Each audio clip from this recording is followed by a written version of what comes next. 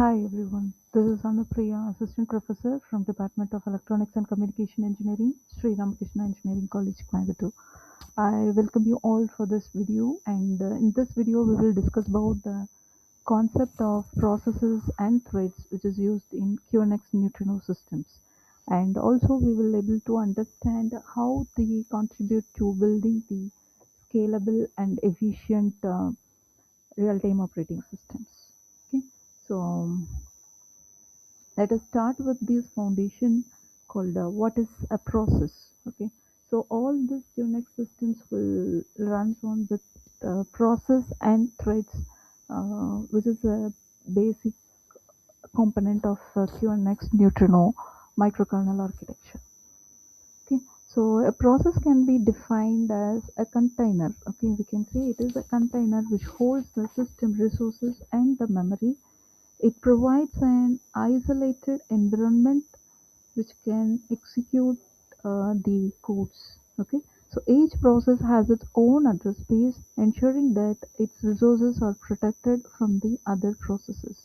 So it is very important to note that the process is a passive in nature and it does not perform any action by itself. Okay, so the process needs a threads to perform some task. For example, if you are taking a smartphone, the applications such as camera, music player, and the messaging app runs as a separate process. If one application fails, the other will continue to function normally due to this isolation. And next we'll move on to the active agents, which is called threads. The threads are actively involved in a process, so each process have at least one thread, and these threads represent the smallest unit of execution that can be scheduled by operating the system. Multiple threads can exist within a single process and they can share the resources of the process such as the memory and file descriptors, even the device drivers.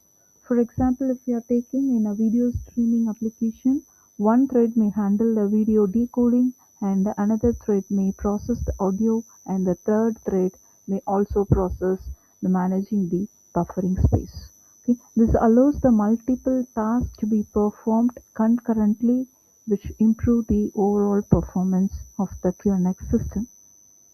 And let us consider this with to the better understanding between the relationship of processes and threads.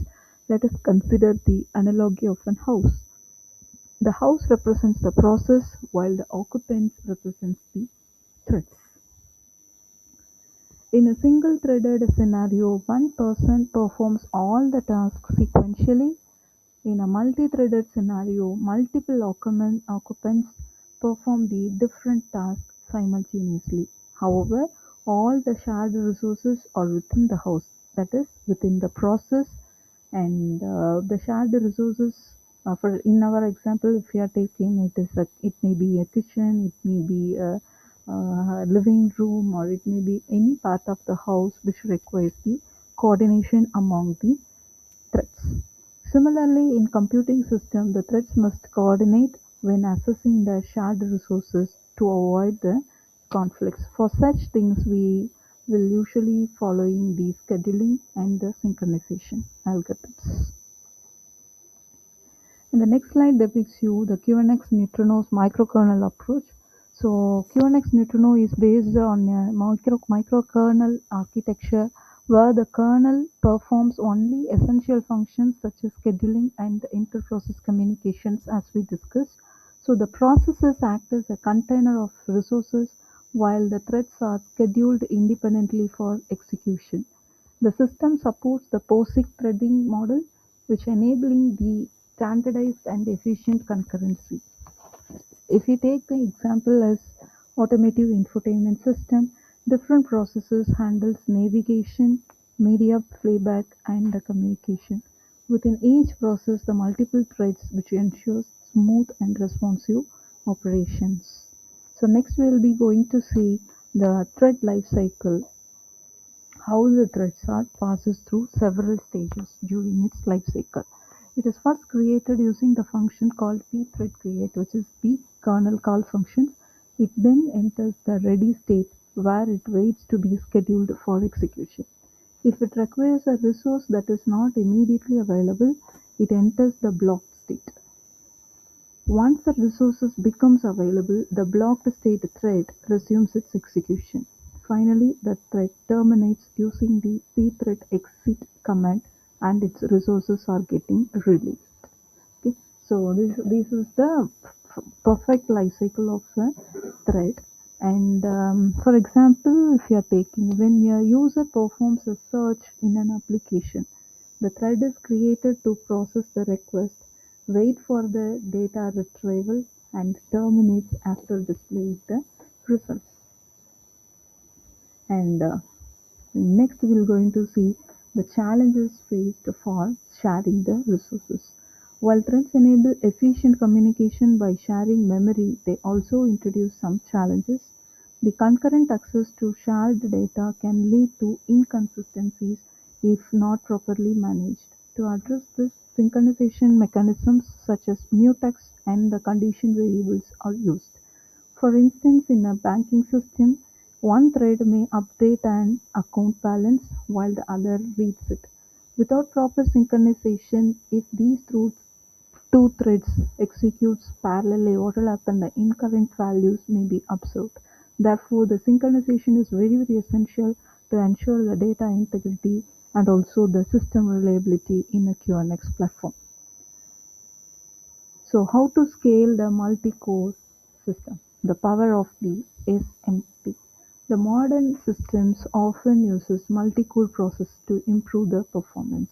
QNX also supports the SMP, that is symmetric multiprocessing, where the multiple CPUs execute threads simultaneously.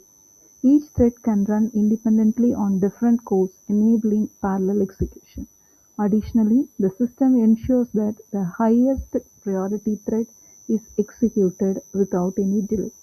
For example, if you are taking in an autonomous vehicle, different cores may handle sensor processing, decision making, and also the control operations which are running concurrently, which ensures the real-time responsiveness of the autonomous vehicle system. And finally, we'll be seeing the real-world impact of building this robust system using this QNX. So the concept of this process and the threads are widely applied in the real-world systems. In the real-time systems such as the medical devices, for example, if you are taking, we need the precise timing and the reliability are very critical. So in embedded systems, efficient resource utilization is very much essential due to hardware limitations. In the graphical user interfaces, the threads are allowed to be the background task to execute without affecting the user interaction. For example, if you are taking while downloading a file on a smartphone, the user interface remains responsive because different threads handle different tasks. Here we come to the conclusion part of the session. So in this conclusion part, the processes and threads which plays a complementary role in the system design. Processes provides isolation and resource management, while the threads provides enable the concurrent execution within a process. So the microcontroller architecture of the QNX combined with POSIX threading provides a powerful and scalable framework for modern embedded systems. This approach ensures high performance, reliability, and flexibility in a wide range of applications. So, thank you for watching this video. I hope you have understand the concept of process and threads, what is the relation between the process and threads, how these process and threads communicate to each other using the inter-process communication, and what is the importance of having the microkernel architecture. Everything we have, I hope everything you can gain whatever I discussed here.